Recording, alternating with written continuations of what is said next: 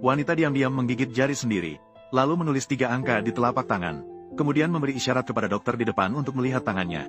Ketika dokter melihat sinyal pertolongan di telapak tangan gadis itu, langsung mengerti, ternyata pasien di depannya mengalami kekerasan dari suaminya. Kemudian dokter berbohong bahwa implan telinga wanita itu cacat. Sekarang masih tidak bisa mendengar suara. Mendengar itu, suaminya baru merasa lega. Ternyata wanita itu memang tuli sejak lahir. Namun 2 hari yang lalu, implan telinga berhasil dipasang padanya. Wanita yang mendengar suara pertama kali sangat senang.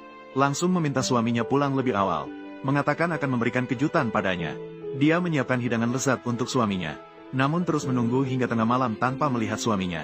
Dia bahkan mengira suaminya dalam masalah. Sehingga dengan panik ia pergi mencarinya. Namun begitu sampai di pintu, mendengar adik ipar memanggil suaminya. "Suami, jangan khawatir Chen Feng pulang begitu larut. Hanya karena tidak bisa melepaskan diri dariku.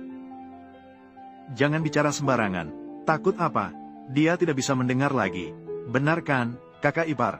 Wanita pura-pura tenang bertanya kepada suaminya. Apa yang dikatakan adik ipar? Pria segera memberitahu wanita. Adik baru saja mengatakan bahwa macet di jalan membuatnya pulang terlambat. Pada saat itu, wanita menyadari bekas merah di leher adik ipar. Barulah saat itu dia teringat kemarin. Adik ipar mendapat pelajaran dari suaminya karena berkata salah. Namun kemudian dia menemukan ada tanda seperti itu di lehernya juga. Wanita baru menyadari hubungan suami dan adik ipar tidak biasa. Memikirkan hal ini, wanita tiba-tiba merasa mual. Kemudian dia buru-buru pergi ke toilet. Setelah itu, wanita mengatakan dia akan istirahat. Suami dan adik ipar tidak mempermasalahkannya. Tanpa disadari, wanita kembali ke kamarnya, mengeluarkan buku tabungan dan melihatnya. Barulah dia menyadari bahwa mereka bukan saudara kandung. Untuk mencari tahu kebenaran di balik semua ini, wanita memutuskan untuk tetap pura-pura tuli. Keesokan harinya, ketika ketiganya makan bersama, adik ipar dengan leluasa memanggil pria itu suaminya.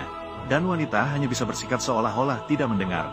Malam itu, pria itu memberikan obat tidur kepada istrinya untuk diminum. Dan berbohong bahwa itu adalah obat untuk telinganya. Namun wanita yang sudah mengetahui semuanya tidak ingin meminumnya.